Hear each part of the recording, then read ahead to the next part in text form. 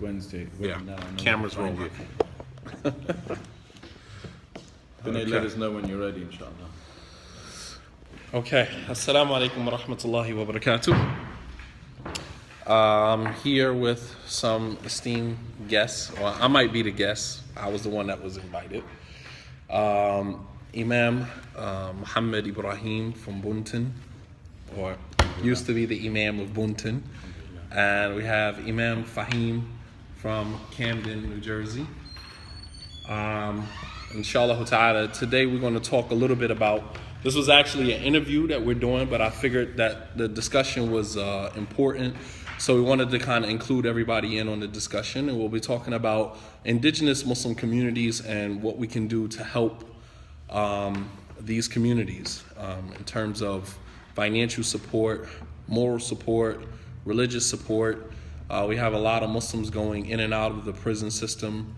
Imam Muhammad is currently a chaplain, Yes, right? at Bergen A chaplain. County Sheriff's Office. Where?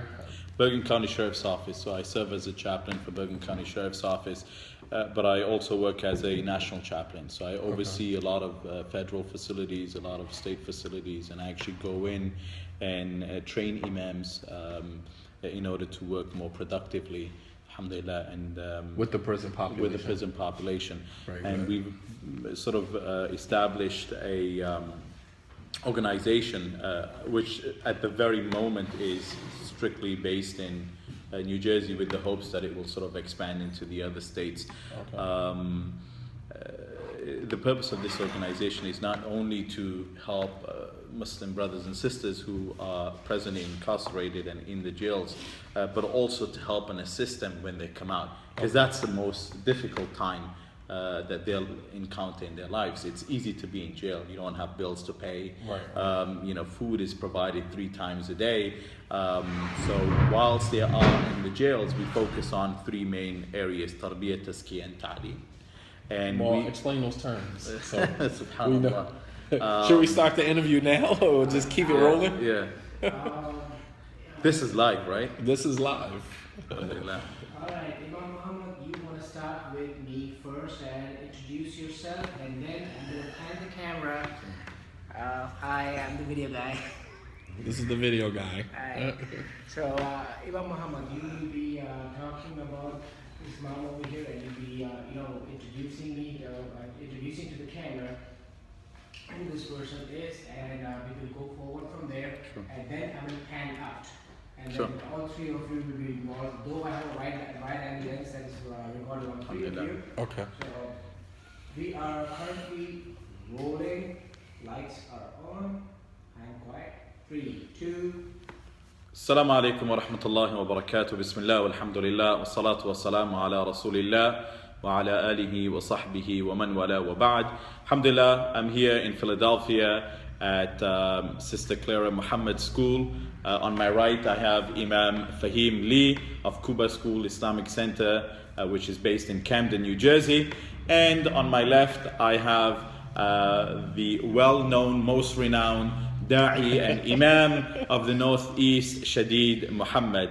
We are here today to speak to you about the indigenous community and what we can do to support the indigenous Muslim community spiritually and also in the various other areas that is required bi'idhnillah. To continue from what we were saying earlier, it's okay, right? We're just going to continue talking here. Brother Vinay is good in editing. Alhamdulillah. So I was speaking about the function of Islamic Chaplaincy of New Jersey. We focus on tarbiyah, tazkiyah, and ta'lim.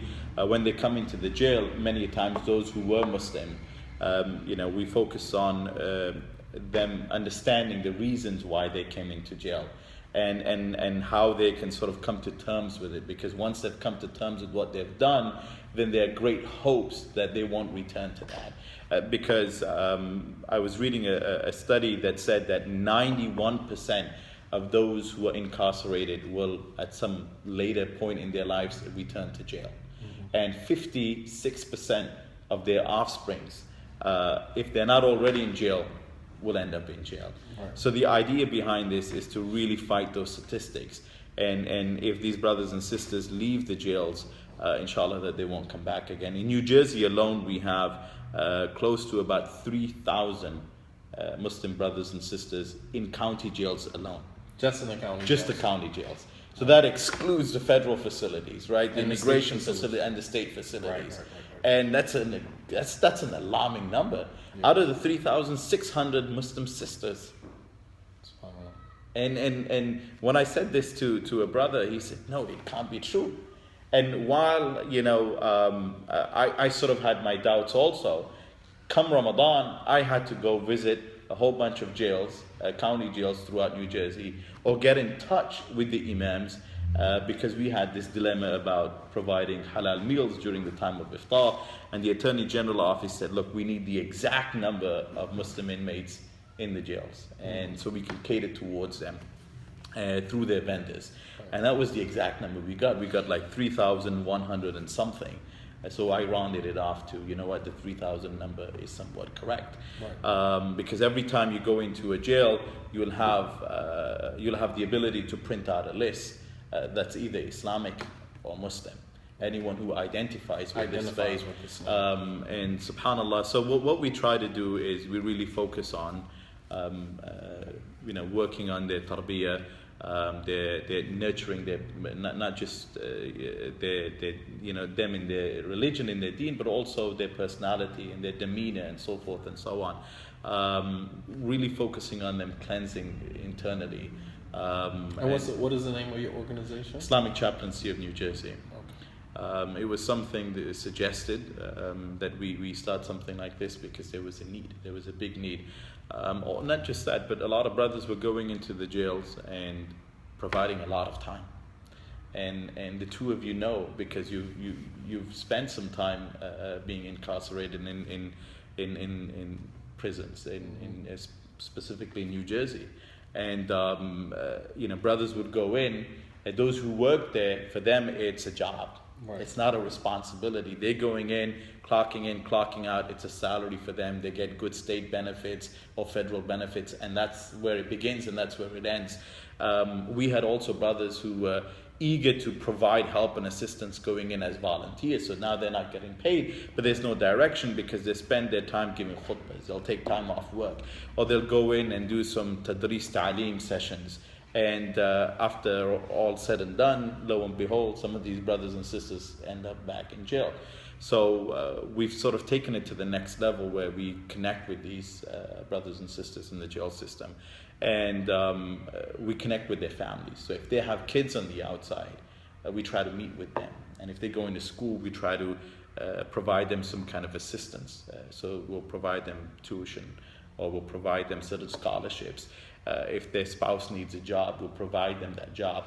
So let me ask you, how can the brothers and sisters that are listening now, how can they reach out to you to obtain your services if they have a loved one or a family member, relative that is Muslim and currently incarcerated? Well, presently, if someone has a loved one in New Jersey in a county jail or a state prison for that matter, and they are in one of the New Jersey facilities, then by all means they can reach out to us by emailing us at info@islamicchaplaincy.org, or alternatively visit our website www.islamicchaplaincy.org.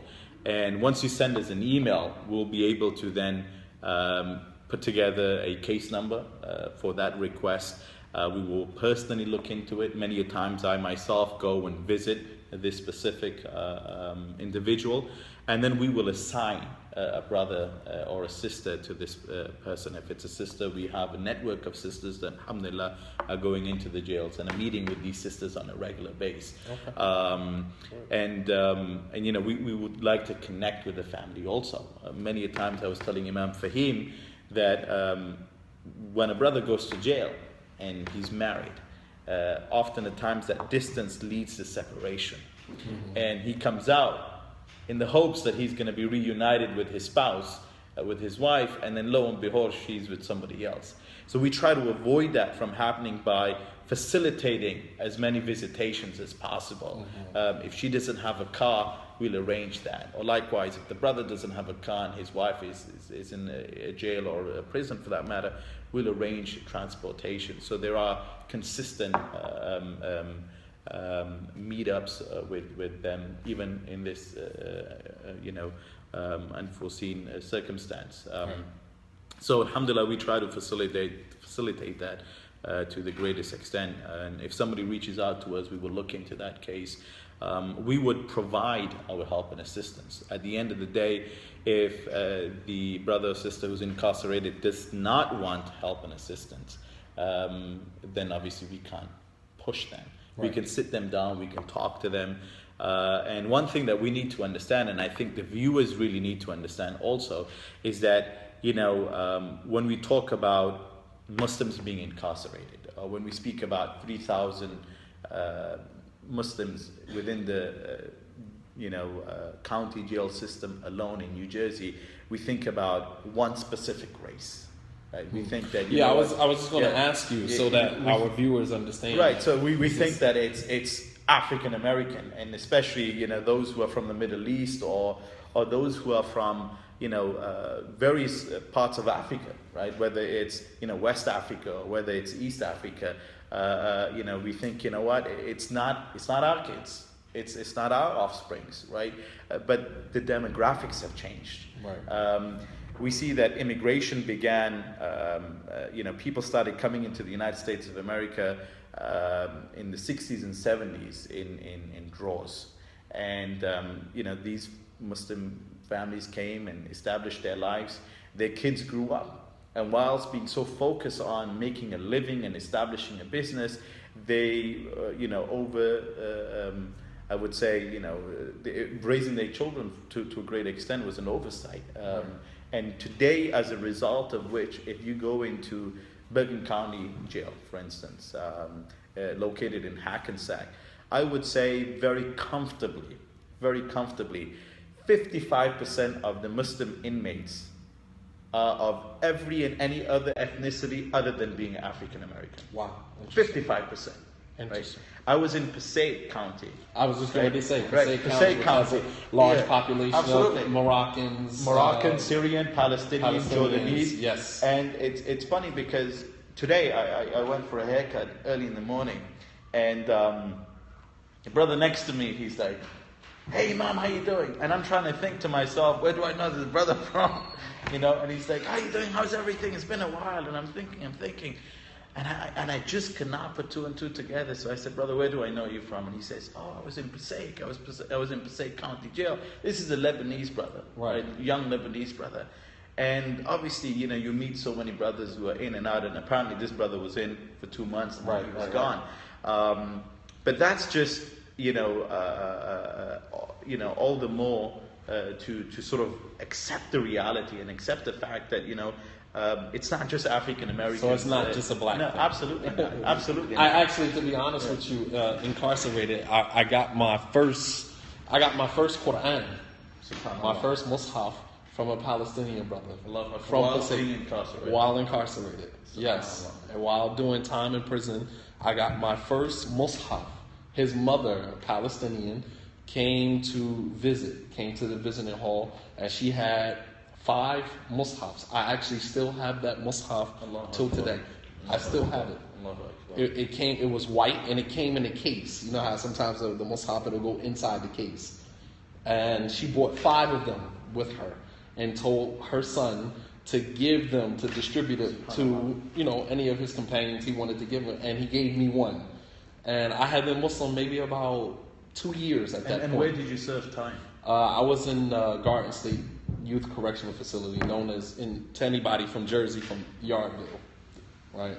I served 5 years in that state correctional facility. That is actually where I took my Shahada.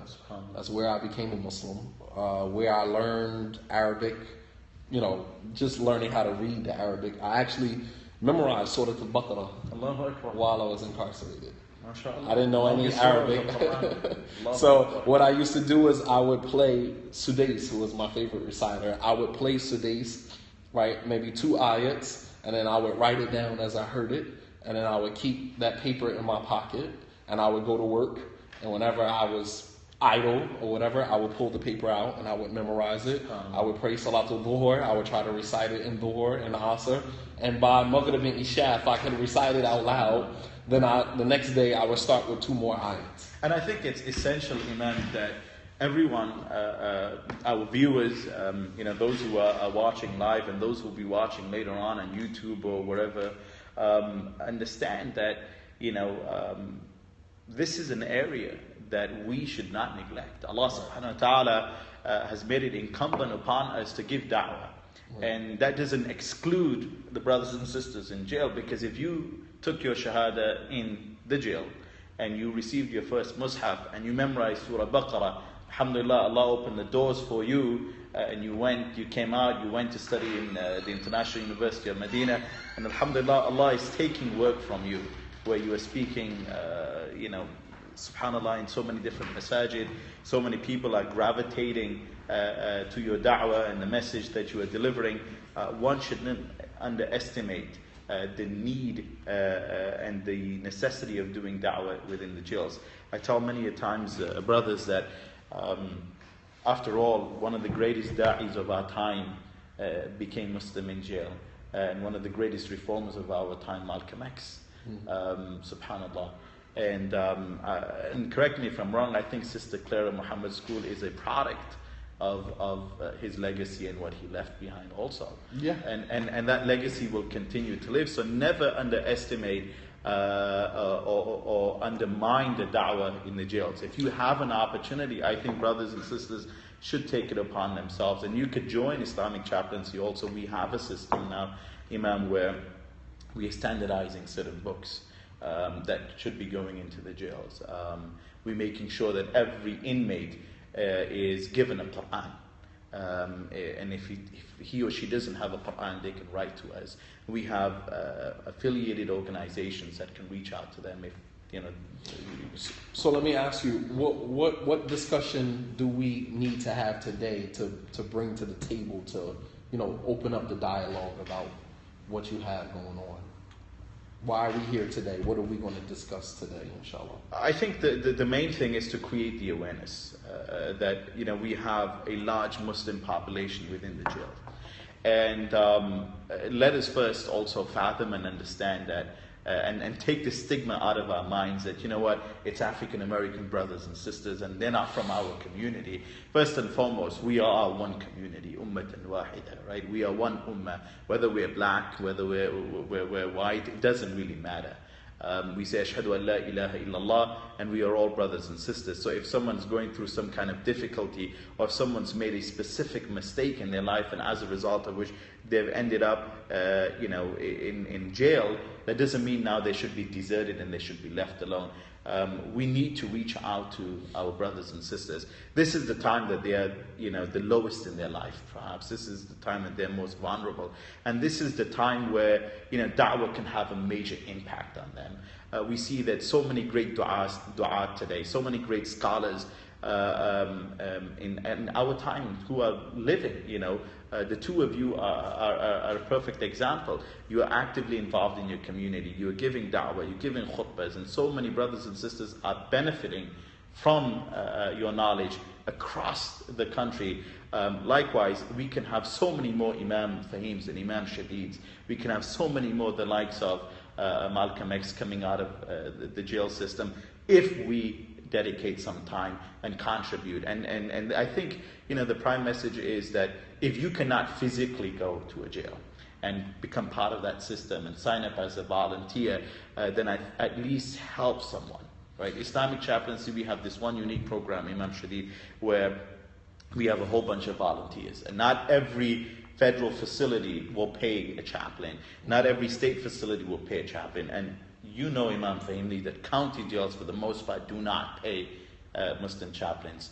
And what we have done is that if we see potential in someone, then Islamic Chaplaincy would go and hire that individual and pay that individual, even if it's a 40-hour salary. And often at times what we do is that if there are 3 jails in a proximity of 50 miles. We'll assign that one imam to then coordinate with all of these 3 jails and split up 4 or 5 days a week among these jails. And we'll have a team of volunteers would then help and assist them on certain days.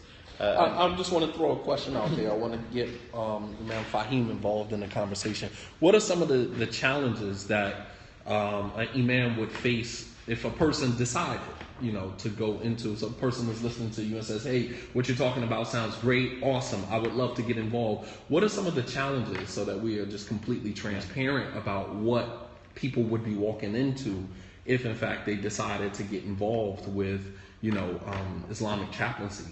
What are some of the challenges that imams or chaplains face going into the prison trying to educate the Muslim population that are incarcerated? Probably the biggest challenge that we face is, getting people on 2 levels. One is that if they're a convert while they're in prison, that's one thing. And if they go to jail as a Muslim, that's another thing. The dynamic backgrounds that people have, what kind of personalities you're dealing with, what kind of educational levels you're dealing with. Sometimes people don't have any kind of educational background at all. They may barely make it out of middle school, and now they come into Islam where, knowledge is a big part. Like, it's a fard. You have to learn certain things in Islam. You have to read, you have to study, you have to investigate. The other challenge we're facing is dealing with people who come from dysfunctional families, dysfunctional backgrounds, missing fathers. Daughters are basically becoming mothers and raising children, and some of the offspring of these people is very dealing with all types of personalities. Because sometimes you can't just go in there as an imam teaching. You have to play a father figure. You have to play a referee. You have to be a coach. Sometimes you have to be a bouncer. Sometimes. But these are some of the real challenges that we have to face. You have to be a fighter. Yeah, you have to fight. You got to put out you have to put out fires all day long. A number of challenges, but for the hopes that you at least get one person, because you have their attention, and you can really get them at a point where they're able to listen now. Their minds are free. They don't have too many distractions. So the biggest challenge is just dealing with personality. So when Imam Muhammad is talking about the tarbiyah, the cultivation process, is very important. Even if a person doesn't, like in the county jail, they're not able to learn a lot of knowledge in the short time that they're there, but teaching them adab, etiquettes, how to behave, how to connect with your family when you get back out, how to go visit your mother, go visit your father who didn't raise you, connect with your family, go back to your neighborhood and apologize to your neighbors and what you missed out. Absolutely. And all of this stuff is the challenges that we face and some of the things that we can help to cure, inshallah. So let me ask you, Imam Muhammad and Imam Fahim, coming into this dynamic of prison or imam chaplaincy, what are some of the biggest challenges people who are incarcerated face upon their release? And then we'll move on to how we can help them with those things. But what are some of the biggest challenges that people who are Muslims that are incarcerated that they face upon their release? Who are Muslim or who are Muslim? No, who are Muslim. Yeah. So, I always tell the brothers and sisters who are incarcerated that it's easy for you whilst you are here. Yes, you're going through some hardship. And yes, you're going through some difficulties. But when you leave, that's when it's going to really start, stinging you. Allah subhanahu wa ta'ala tells us, أَحَسِبَ النَّاسِ أَن يُتْرَكُوا أَن يَقُولُوا آمَنَّا وَهُمْ لَا يُفْتَنُونَ. Just because now you've claimed to believe, do you think everything is going to be hanky-dory for you and easy? I said, look, you've committed yourself to the deen. You've started praying 5 times a day. You might have even spent 1 or 2 Ramadans whilst incarcerated. And you're reading the Quran cover to cover. You've memorized so many surahs, and your iman is on a very high peak. And now you come out and you realize that, you got kids to provide for, and they have expectations. You have a wife to provide for. You got to pay rent and so forth and so on. Right. And immediately, if they don't know any better, they will result to the easiest thing. And that is often at times what they were doing previously, where they were selling drugs or being part of a gang, because this is easy for them to make a living. Their comfort zone. Their comfort zone. So one thing we do is whilst they are incarcerated, we try to do their tarbiyah on a level where when they come out, the very first thing they'll do is they will meet with us. Often at times we will provide a brother who will sort of keep track of when they'll be released. So at the gate we will provide someone to meet with them. And the first thing we'll do is before they go and meet with their family, if they haven't come to meet with them upon their release, we will take that brother and he will stay with us for a couple of days. You have a facility? We have a temporary facility right now. We are acquiring a property in East Orange, which will be 110% for Muslims who are now being sort of transitioned back into society. It's going to be somewhat of a halfway house. And we've actually named this project also called the Al-Arkam Initiative. Simply because of the fact where the Prophet ﷺ had initially gathered with the Muslims was the home of Al-Arkam. So from that concept, alhamdulillah, we've decided we're on the verge of finalizing our contract with the city of East Orange. And hopefully if the city agrees to give us this property, we'll be able to facilitate at any one time at least 50 people. At least 50 people. And then, we don't just end it, but we try to find them a job. Right. So that they're not returning back to their old habits. They're not going back to their old friends. There's a continuous support, also an affiliation, right? Often at times an imam would go in, and we have many of them throughout the country, they will go into the facility where they work, and when they leave, they forget about those prisoners. Right. And if they were to ever meet them on the street, for the most part, they will turn the other way. Because they know that, this brother's going to need something from them. And unfortunately, we've come to this sad state where, I don't want to have anything to do with that, or I don't want to be part of that. Well, let me ask Brother Fahim, Imam Fahim, the same question. What are some of the greatest challenges that Muslim inmates face upon, I hate to use the term inmate, but Muslims who are incarcerated upon their return home? What are some of the biggest challenges you see that oftentimes contributes to their recidivism, them returning back to prison? I think one of the biggest challenges that I've experienced is Muslims equating Islam with success and the means to getting ahead. MashaAllah. What I found is sometimes they can't make the connection with the salat really being the key to your change. Of course, they understand it when we're in the situation that we're in. But when you come out and you have these pressing needs for the basic necessities, and you got to go to the masjid and pray, and you're surrounded with women, you're surrounded with money and people who are calling you to that life, how does the salat play a role? So keeping that, it's like that man that came to the Prophet ﷺ and he said, I want to ask you something that I can ask no one else after you. So he was looking for something profound. A lot of guys are looking for a way, something profound to hear. And the Prophet ﷺ told that man, he said, Amantu billah thumma istaqim. Believe in Allah, then be upright. And this is what brothers coming home need to understand. You have to believe in Allah, take this faith, actualize it, and then be upright. Do not resort to being a criminal under no circumstances. Be ready to fix your situation and see further than your immediate environment. This is probably the biggest challenge that a lot of guys face. Well, I'm going to play the devil's advocate, as I often do. I just love controversy. Okay, so I'm going to throw something out at you guys. Well, let me ask you a question before you play. Go ahead. When you left the facility after 5 years, where were you? Where did you go from that moment onwards? Well, I mean, was there support to begin with? No, there was no support. Was there a chaplain? Was there any volunteers coming to meet the Muslim brothers and sisters? But I'm a special case. I can't use you can't do a case study as Shaheed Muhammad as a case study, because I'm a special case. You know what I mean? Like, no, I didn't have any family support. I didn't have any financial support. I didn't have anything. I had no one but Allah subhanahu wa ta'ala. But everybody doesn't function like that, and everybody hasn't had the same life experiences that I've had. I would like to think of myself as a special situation. I didn't have any support. but I had determination. I was always a very resilient kid. You know what I mean? Growing up the way that I grew up, my circumstances, my life experiences prepared me, for all of that. And everybody is important though.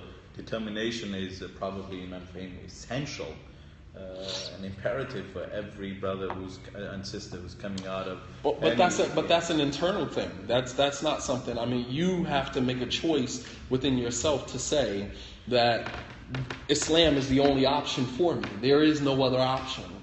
That there is no other option for me, and that's a personal choice. That's not something that could be cultivated in an individual while they are incarcerated or otherwise. There was no one that said anything to me while I was incarcerated. But to create an environment for them to reach to that level is probably important, and I think that's what we're trying to do. Well, yeah, I mean, you can, but at the end of the day, what I'm saying to you is that so that you don't become disappointed if, in fact, your success rate is not as you expected it to be.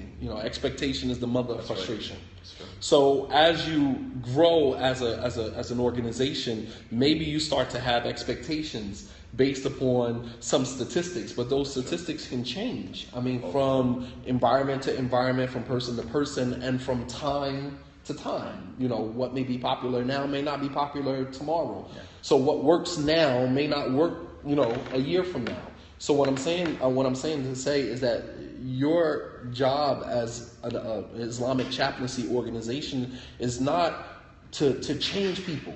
That's true. Yeah. But is to show them that there is an alternative. Yeah. There's an alternative. You don't have to live like this.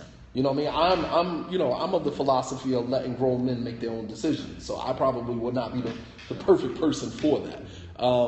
But it's internal determination. You are determined not to go back to that particular lifestyle, and you will do whatever it takes to make sure that happens. And it doesn't matter for me at that point in my life, it didn't matter what I had to sacrifice.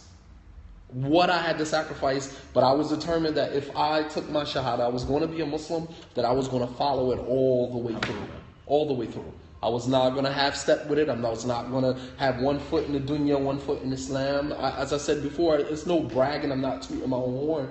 But I've been Muslim now over 19 years. I have never missed a salah, ever, in my life. There was never a point in time in my life where I said, all right, I'm going to straddle the fence a little bit, and I'm going to play around, and then I'm going to come back to Islam. I've never had a girlfriend. I've never had relations with somebody that I wasn't married to. I've never used drugs. I've never drank. I've never engaged in anything of that sort from the day that I took my shahada, because I was determined that once I did this that was it. This now is my way of life, and that there was no one that could have cultivated that in me. That was a personal choice that I had to make for myself. So here again, I'm going to throw something at you. So now we're talking about Muslims that are incarcerated that come back out into the world, and it's fed this doctrine of Tawheed that, just believe in Allah and everything is going to be okay, right? Because that's the picture that is painted to us. That's the picture that is painted to us. I'm telling you from my own personal, that, just believe in Allah, understand Tawheed, and your life will be perfect. Everything will work itself out. Just have patience and everything will work itself out. And while that advice is important, while that advice is truth, without a doubt, there's a long journey that comes along with that piece of advice. And it just doesn't work like that. So now you have a Muslim who comes home from prison, has all of these personal problems in his life. His 16-year-old daughter is pregnant. His son is in jail, right? The mother of his children, a very common case. You understand what I'm saying? So he has a ton of problems. And then he goes to the Islamic Chaplaincy organization for help and assistance, and you direct him or defer him to this particular masjid, and this is where where you could go to increase your faith, and to go to the masjid and listen to the Imam talk about issues that have absolutely nothing to do with what is relevant to his situation particularly. And you find that at many times, which is why many of our youth have found other alternatives other than going to the masjid for Jumu'ah. It's just really fulfilling a religious obligation. It has nothing to do with increasing in their spirituality, because what you're hearing on the minbar is not a message that is relevant to their situation. You don't hear the imams talking about finances and how to balance your money and how to spend money, and how to have a healthy relationship with money. You don't hear imams talking about, love and cultivating an atmosphere of love and compassion within your family. Because quiet is kept. Many imams, many religious leaders themselves are struggling with money and struggling with their own marriages and struggling with love themselves. So, if a person is not proficient in something, they can't speak about it. So, how do we allow these Muslims to see that coming back out into the world it's not going to be a picture perfect Islam, And so they don't become disappointed and decide to revert back to old behaviors that end them back up in the same place all over again. How can you assure them? I hate to use this term, damage control, but damage control needs to be done. And at least on behalf of Islamic Chaplaincy, we are doing a great deal of damage control. We always preach and teach to them that the moment they leave, a prison or a jail, it's not going to be perfect for them. And if they go to the masajid for help and assistance, for the most part, they won't get that help and assistance, and that's a reality. And it's, for that very reason, if they are connected with Islamic Chaplaincy, when I meet these brothers and sisters in the jails and the prisons, we make sure that they fill out all the paperwork that's necessary. Mm-hmm. And once upon release, we provide them with social workers, Muslim social workers if they need, psychologists if they need, and to provide whatever help that is necessary for them. And then in addition to that, even when it comes to their spirituality, we try to connect them with certain brothers that would sort of give them the support they need, whether it's emotional or spiritual. And I was telling Imam Fahim that, while I may not necessarily agree with the methodology of the Tabligh Jamaat brothers to the fullest extent, they do a wonderful job, but I can admit that they have been saviors for so many brothers who have actually come out of jail. And they've sort of been provided a shoulder to lean on and been given some kind of confidence. So whilst that if they do have issues at home with their kids, or if they have financial problems, we adhere to that as an organization.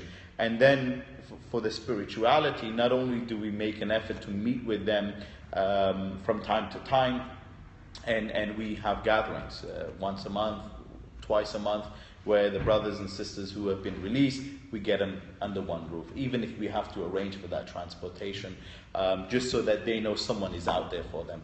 Often, at times, I would get a phone call, and a brother called me the other day from Garfield, New Jersey. Mm-hmm. A brother had spent 2-3 years in jail.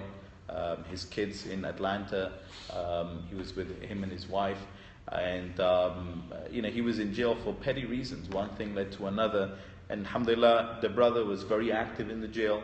He was also an emir of his unit. We assigned an emir to each unit. But when he left, he had a hard time finding a job because of his age, his illnesses. Alhamdulillah, we were able to find him a job. And then eventually, at some point he called me up and he said, listen, my mom passed away. And I don't know who to turn to. And it was 2 o'clock in the morning. Alhamdulillah, we were there for him. We went there, we met with him. Even though by that time he was making his own money, but we were still able to drive him to the airport. Right. And he called me with his kids when he got to Atlanta and said, you know what, he's never felt such support. Now, I'm not saying that one organization can adhere to the issues and the problems and to provide support for every Muslim brother and sister who is being released and right. re-entered into society. But I think, we need to support organizations like Islamic Chaplaincy, and if we have the ability and the mechanism and the zeal, then to also establish another organization, because like I said, one organization is not gonna. Imam Fahim, same question. Muslims are returning home from being incarcerated and have real problems, real life problems, and are met with this dilemma of going to masajid that are preaching, more or less prosperity da'wah, basically. Just believe in Allah and everything will work itself out. You go to the Imam, Imam, I have a problem and it's a real marital issue or familial issue. And it's like, just be patient, brother, inshallah, everything. And this is the type of advice brothers are given, and their needs are not being met. How do we fill in that gap? How do we satisfy that deficit? Probably the most effective way, in my experience, is that we need more people not just teaching Tawheed or telling us Tawheed, but like the Prophet ﷺ, actualizing it. You need more people who are in the community, hands-on, and they give you an ear, they give you a hug, and like the Prophet ﷺ, one of his most salient features is that he made people feel important. He made people feel like that they can do the impossible sometimes, just by a smile or a good word. And we just need more people who understand that to do that. They may not be able to know all these categories of Tawheed and these issues of fiqh, but they need to know, listen, man, can I come? I need to talk to you. It's 3 o'clock in the morning. Sometimes we got to get up, we got to go talk to them, give them that ear. And you never know what it does for a person. I mean, we've had many instances where people call and, man, that's what I needed. And one brother personally told me he was on his way to kill somebody until he called me. And I talked him down, and he said that changed his life. And alhamdulillah, so those kind of things we need to do. Just actualizing what it is to follow the Prophet ﷺ as best as we can and let people see it. Once we have more people we're sending them to in the community to someone, this is a point person that's going to walk you through it. The rest, like you said, because I'm an advocate of that as well, you make your own decision. But let me just show you an alternative that you can do. And more people who can walk it, not just talk it. A lot of people are just talking it. Be on the ground with your experience, your know-how, your expertise, even from Jahiliyyah. A lot of that can be transferred to people, and they just need to see it. Okay, so I'm going to throw something else out here. Very, very interesting. Yeah. How can our brothers and sisters who are, for lack of a better term, foreign, whether first generation, second generation, foreign brothers and sisters get involved in some of the indigenous communities, indigenous Muslim communities? I think a lot of times there's a stigma with African American communities that, they're a bunch of Negroes and, they're poor and I don't want to be associated with them. And so therefore the resources that they have pretty much stay in their communities. Those resources don't trickle over into indigenous Muslim communities, African American communities in these poor, impoverished neighborhoods. So the resources stay. I personally did a fundraiser for a community in South Jersey. I'm not going to say what community, but I did a fundraiser for a community in South Jersey. I believe you used to be the Imam of the masjid. But collected in one night $270,000. I collected, and this was actually my first time actually doing a fundraiser. Got a call from Imam Siraj who said, listen, I can't make it. You're closer. Could you please go to this community? Blah, blah, blah.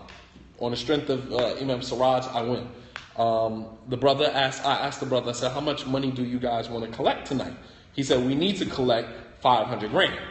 I'm almost passed out. 500 what?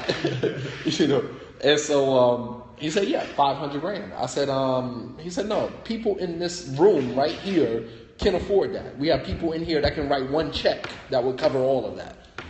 I'm like, all right, because now I'm in a whole nother realm outside. Like when we go to an African American fundraiser, we're looking to collect $500, $1,000. You understand what I'm saying? Maybe $3,000, $5,000. You know what I'm saying? Nothing more than that. And the need is more. And the need in those communities are far beyond. Absolutely, and that's the point that I'm making. Yeah. So get up, and he said, Brother Shadid, start with $50,000. I said, what? He said, start with $50,000. He said, people in this room have the money. Start with $50,000. I said, okay, cool. I go out, I give my talk, warm the hearts up a little bit. And I said, who in this community, who here can write a check for $50,000? They were trying to expand the masjid. All right, and they were going to add a park to it and some other things. And I had one person raise their hand, $50,000. This wasn't like I owe you. He wrote the check right there, 50 grand. All right. So I'm like, wow. So I said, okay, so 50, nobody else wanted to give 50. Then I worked my way down to 40, 30. I got to 10 grand. Let me just tell you, I got to 10 grand. I said, how many people in here can give 10 grand, $10,000 right now? I said, I need 10 people to raise their hand for $10,000. That's 100 grand right there. I had maybe 16 people raise their hand for $10,000. They were raising their hands for $10,000 like I was asking for $100.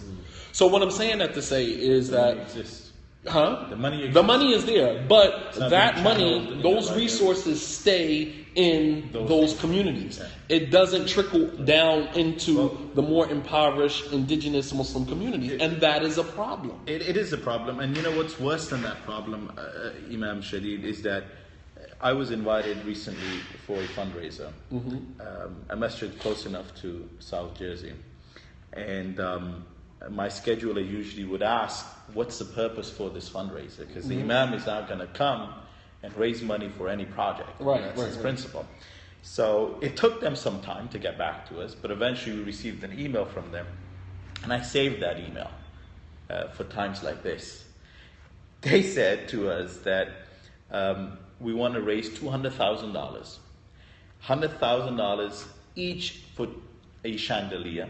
So in other words, they're getting 2 chandeliers imported from Greece, right? And then $50,000 for bathroom tiles. Imported from where? Turkey? No, from Germany, right? And when I saw that email, I didn't know whether I should cry or whether I should, laugh. And I responded to them, and I said to them, if you drive about 45 minutes, come out of your masjid, sit in your car, drive 45 minutes, you'll reach exit 3 on the turnpike. All right? And you're going to find Camden, New Jersey there. And you need to go see Imam Fahim Lee and find out the needs at his masjid and the programs and the projects that he's working on and the need of his congregants and the larger Muslim community residing in Camden, New Jersey. And that was my response to them. They responded back saying, we'll find somebody else to do our fundraiser. Right, exactly. You've lost out on your honorarium. They had the audacity to say that. 2 other examples. I think it's important that our viewers know this. One of my local masjids, a masjid that you have frequently visited and spoke at. They are doing a fundraiser on April the 30th. We're doing a lot of dry snitching here. Look, I think we're not throwing anyone under the bus, Did we but say it's a reality. Absolutely. It's a reality. Absolutely. I gave a family night lecture at this masjid, and I was called into the office, and they said, look, Imam, who do you think we should invite for our annual fundraiser? Without thinking and giving it much thought, I started throwing names out, and likewise, they shared names with me. Your battery's low, by the way. Yeah, it always does that, yeah. And, and then I said to them, where are you doing your fundraiser? They said, we're doing it at XYZ Mana. Right. And I said, well, that's very expensive. You had it there last year. They said, yes, we did. And I said, okay, so you're trying to tell me that you're going to raise $20,000 because that's the amount of money you raised last year, right? And it's going to cost you anywhere from $15,000 to $18,000 to rent the facility, provide the catering, and pay the honorarium for the speaker. And so, if last year you raised $20,000 in pledges, and we all know you only Imam Shadid, you raised 35 to 50% maybe of pledges, right? In most cases, right? So I said you raised $20,000. Let's say 50%, you raised $10,000, and it cost you close to $20,000 to facilitate this fundraiser. So in other words, you're in a deficit of $10,000. But this is not anyone's money. It's the community's money that's being mismanaged. To give you another example, we had, there's a masjid that I've also taken you at, and mashallah, Imam led the Salatul Fajr, and I was very impressed, alhamdulillah. It was amazing, and gave a nice lecture after Salatul Fajr. This masjid expanded their facility. It cost them over $4 million. The purpose of the expansion was to provide a community hall for major functions, Right. where 500, 600, 700 people can fit at one time. Commercial kitchen, bathrooms, classrooms, the whole 9 yards. 2 Sundays ago, they had a fundraiser. They decided to host this fundraiser at a neighboring Marriott hotel, which is literally a walking distance from the masjid. Like it's a throw stone away. It's not, at a distance where you got to drive there. And it's not anything, the ballroom is nowhere near better than the expansion that they did in the masjid. They paid close to $20,000, or a little over actually, to rent that facility and provide catering. They raised $40,000. The dilemma is, you raise money just a little more than what you paid for the venue. Right. When you had a free venue, that you just built $4.7 million to build and expand. So yes, there is money in these communities, but it's also being mishandled, and the money is being misused. One of my teachers would say that a brother will come to a masjid and he'll put $20 in the box with ikhlas, with sincerity, and that becomes so pleasing to Allah that his name becomes written on the doors of Jannah. But the organizers of that masjid would misuse that very $20, and as a result of which they'll find their place in Jahannam. And that's a serious issue. The thing that I was concentrating on was that while these communities have all of this money to expand their facilities, and they have every right to expand their facilities. I'm not, who am I to dictate to somebody what they should do with their money? That's your money. But at the end of the day, when we talk about us being one ummah, when we talk about us being one community, when we talk us being about, when one part aches and the other part, stays up all night with, sleeplessness, and, we quote these hadith when it's convenient with us, but we don't look at the bigger picture. When you look at African American communities in these, impoverished, low income areas, they're literally holes in the wall. Hole in the wall places that have been functioning for years the way that they have. No one from any of these other communities have taken a trip to these masjids and say, hey, listen, can we do a fundraiser for you guys? Absolutely. You understand what I'm saying? Ramadan come, every masjid is scrambling. Right now, I'm already getting requests from this masjid. Where you going for the Eid? Can you come and do a weekend with us at, this Ramadan? And all of it is centered around raising funds for the Eid, raising funds to expand your masjid. And while you're expanding, you have this little masjid in this little inner city that can barely accommodate 50, 60, 70 people. And the people are sincere. They're there for Fajr. Yes. When you go into these huge masajid, no one's there for Fajr. No one's there for Fajr. When you go to this impoverished community with a small tiny masjid, you'll find 50, 60, 70 people. Exactly, my point. And you know what? Imam, to add to that, I'll say a couple of things and I'll hand it over to Imam Fahim. I was recently invited to a masjid where the Imam said to me that, you need to speak between Asr and Maghrib. It was in Ramadan. And in most masjids, in the affluent communities, nobody usually comes for Maghrib. Right. It's the masjid's empty, people make iftar at home, and then they'll make their way to the masjid for Taraweeh. So I called up the Imam on my way to the masjid and I said, do I have a parking spot? And he said, yeah, call so-and-so brother, he'll arrange a parking spot for you. And I realized that I was out of gas and I was driving to the masjid with an empty tank. So I felt incumbent to go to the gas station and fill up before I get to the masjid. Lo and behold, guess who's pumping my gas? The very Imam that I was on the phone with. So I thought it was a joke. I said, Imam, I just called you and I asked you to reserve a parking spot for me. And he had told me, he says, get to the masjid, speak to so-and-so brother, he'll get you the parking, give you a lecture, I'll be there for Maghrib. And I said, what are you doing at the gas station? Are you pumping your gas and you making a joke with me? He started to cry. And he said, you know what? I work at the gas station. I make $10 an hour and I try to put in 40, 50 hours. I can get a job anywhere else. I can work in a restaurant, I can work for some company doing some kind of work. But the gas station owner is Muslim. And he allows me to operate as an imam at my masjid. So I can go there, lead the salah, give a small khatara and come back.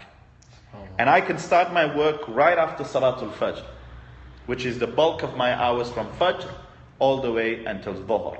I go home, I spend some time with my family, I come back to the gas station, I wrap up my hours, and then I'm at the masjid until I go back home for the night. And I said, well, doesn't the masjid pay you? Doesn't the masjid pay you?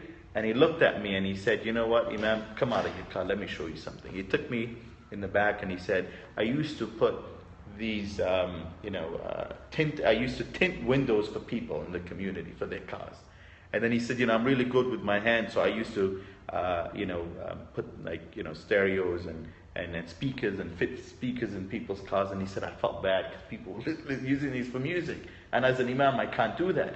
So he said, the brother gave me a job to work in a gas station. The masjid cannot afford its bills. And he said, you know that because I reach out to you to help us paying our bills. When we renovated our masjid, we reached out to you to get us donation. The masjid doesn't have money to pay me a salary. But if I do not live in this community and serve this masjid, are you going to move here and serve this masjid? Is there an imam that you know that you can contact, will move here and work for free and then work in a gas station? He says, many a times I get a job offer. I'm Hafiz the Quran, I've memorized the Quran in 10 different dialects. I've studied Sharia for 8-9 years. I know Arabic fluently, I know English fluently. Right. But you know what? If I leave this community, I know nobody will come and serve this masjid. Not to go far, Imam Fahim right here sitting next to me. Right? Imam Fahim called me up some years back, he needed help with rent. Recently he called me up and he said, you know what, Imam?